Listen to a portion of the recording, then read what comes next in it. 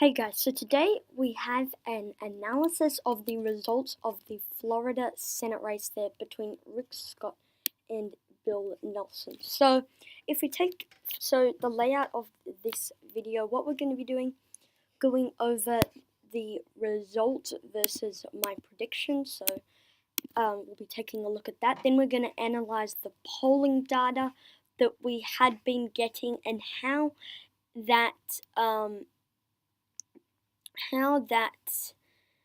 kind of has how the polling and the final results differ and how they're just kind of not great sources. And then we're also going to look at Bill Nelson's previous history, and then if we have time, look at Rick Scott's previous history. So those are the three main kind of layouts. We're going to start with looking at the history of these two senators and how they do in previous elections. Then we'll look at the polling. Then we'll compare it to my final prediction, and we'll just wrap things up by talking about both of these candidates. So let's first of all take a look at their previous history. Right, we have the Republican there, Rick Scott, and Democratic incumbent Senator Bill Nelson. Now, it's very interesting to see all this. If we go ahead and look at the previous elections,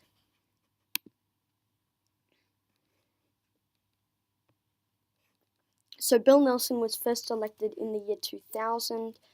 He won with 51.0% of the vote.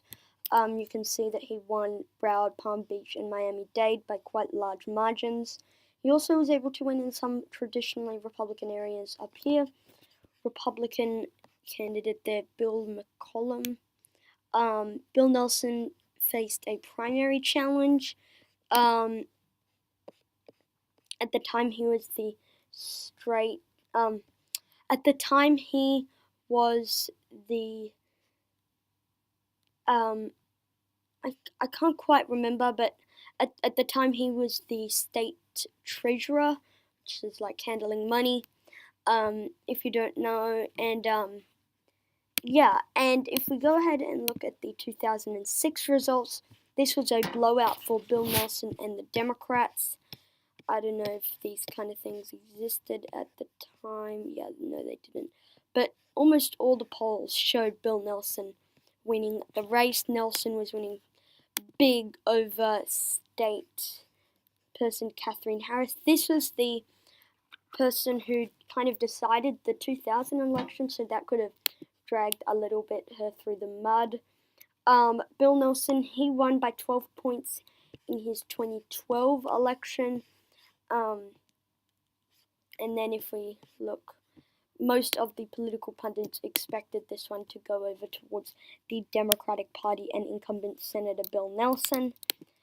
And then in 2018, we have Rick Scott there, winning by 50.05% of the vote to Democrat Senator Bill Nelson's 49.93. I believe, if I can do math, he lost by approximately 10,000 votes in the state of Florida. So yeah, overall, this was a kind of reinsurgence for the Republicans in the state of Florida. They had repeatedly lost to Bill Nelson, and then they finally got him with Republican Governor Rick Scott. If I can just find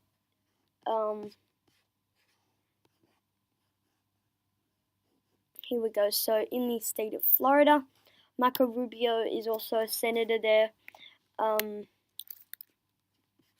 Marco Rubio is also a senator. He helped Rick Scott win that one, I believe. But yeah, overall, this was a pretty good election for the Republicans in the state of Florida. I mean, they narrowly won the Senate race. They won the governor race. They were not expected to win both of those. You could argue that it's okay for the Democrats since they only narrowly lost the Senate race, and they also picked up Carlos Cuervo's seat. That was like a toss-up. Overall, both parties can claim victory in Florida, but I would give a slight lean over towards the governor there, Rick Scott. Again, good for Rick Scott there. He wasn't really expected to win. Some of the political pundits rated this towards the Democrats, but most thought of it as a pure toss-up. You can see almost all the polls. Sorry, there we go. Almost all the polls heading into election day had it at a 50-50 toss-up. So yeah, it could have gone either way in the state of Florida. Now, we've done talking about that overall good news for the GOP in the statewide elections in Florida. Now, next we're going to take a look at the polls and how they compare to the final results. So, if we go down and look at all the polling, this was a back and forth race. In the original polls, Nelson had a commanding lead. Up in this Gravis, then Quinnipiac, all these polls pretty much showed Bill Nelson leading except for that one, right? And then Rick Scott pulled into the lead in these middle months, right, in during the summer, right, with Mason-Dixon, Florida Atlantic, all that jazz, right? And then it seemed like it could go either way with all these polls, right? Tie, Scott +2, Nelson +1, Scott +1, Nelson +3, tie. All these could have gone either way, within the margin of error, I believe, for almost all of them, right? Then we have a poll showing Bill Nelson up 7. Great news for his campaign. They start getting pretty comfortable.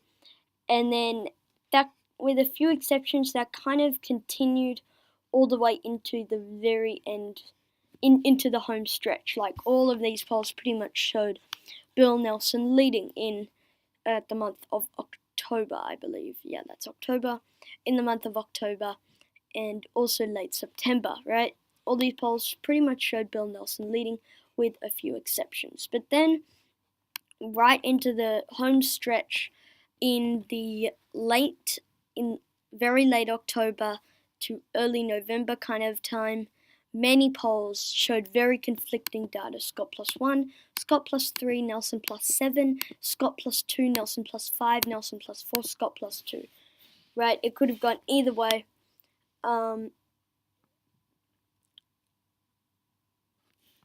And it's definitely and yes, it's definitely good news. The polling pretty much got it wrong this time. It was close, but it got the result wrong. That's the most important thing. It showed Bill Nelson winning with up 2.4%. They thought he was going to win with 48.8% of the vote to 46.4%. Bill Nelson went on gaining there by about 1.1%, but Rick Scott really gained compared to where it was in the polls. And it is definitely a hotly contested race in the polls. They showed that. The results show that as well. Now, that is the polls. So we're done talking about the polls overall. Not great at predicting the result. Now let's take a look at the results and compare it to my prediction, right? So Rick Scott won by 0.2% according to 270 to win, and then he won by even less than that according to Wikipedia. It shows 2 decimal places compared to just one for 270, but this was such a hotly contested race. They had to have a computer recount, right? And it must have been really annoying because Broward County missed the deadline by 2 minutes, which is in my opinion, I think they should have let it go because it's 2 minutes. But anyway, I guess that's what the law says. But yeah, Broward County missing the deadline by 2 minutes. We're going to talk about the recounts and all that saga. I'm going to break it down for you right after this. But firstly, comparing the results, Rick Scott won by 13,000 votes. I said that Bill Nelson would win between 2 to 5%, so I got that one wrong by quite a bit. and yeah, and it was a really hotly contested race in this race, right? The governor race, I thought that Andrew Gillum would actually do better than Bill Nelson. I believe I had the governor race in the leaning column along with the Senate race. I thought that Andrew Gillum would outperform Bill Nelson. He did not. Um, and um, and that kind of surprised me. I thought that having a strong progressive on the ballot would actually help drag along Bill Nelson with Andrew Gillum. I was wrong on that, now we've gone through all that. I'm going to break down all of the saga, right? So, firstly, there was election night, right? And there was no kind of clear winner, but Rick Scott was kind of in the lead with almost all the precincts reporting, right?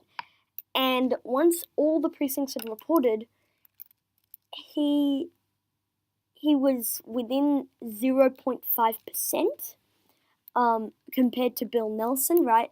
So you might have been at 50.2 or 50.3, right? And Bill Nelson was like within 0.5% of Rick Scott.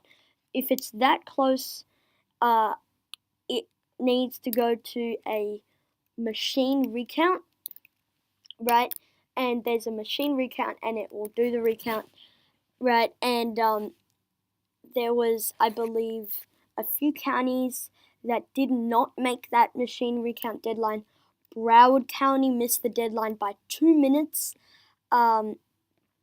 One county, I think it's Palm Beach or Miami-Dade, I'm not quite sure. They just gave up altogether. They knew they couldn't make it and gave up. And then Hillsborough County, I'm not exactly sure. Please don't quote me on this, but I believe they missed the deadline by a few hours.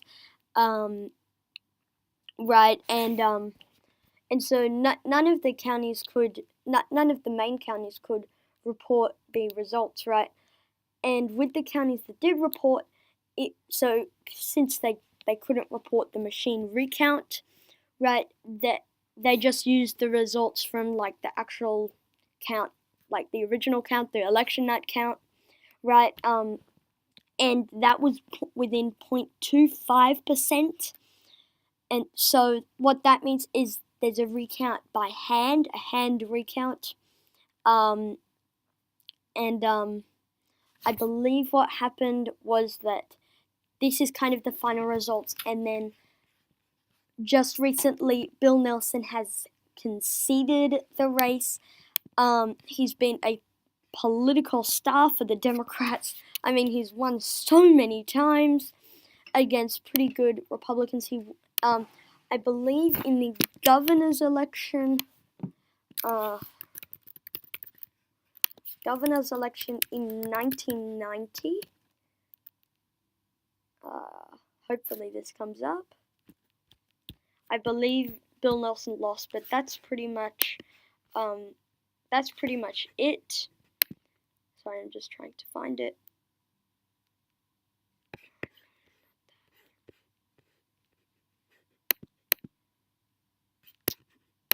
Sorry, just one sec. Right, okay, that's a surprise. I did believe that Bill Nelson ran on that ticket. Okay, sorry about that. But, yeah, but overall, I hope that all made sense, and I hope you did get something out of that. But yeah, thank you guys for watching this video. Comment down suggestions below, and I'll see you all in the next one. Florida. It's always a close battle right until the end, every election year. We learn that. Thank you guys for watching this video.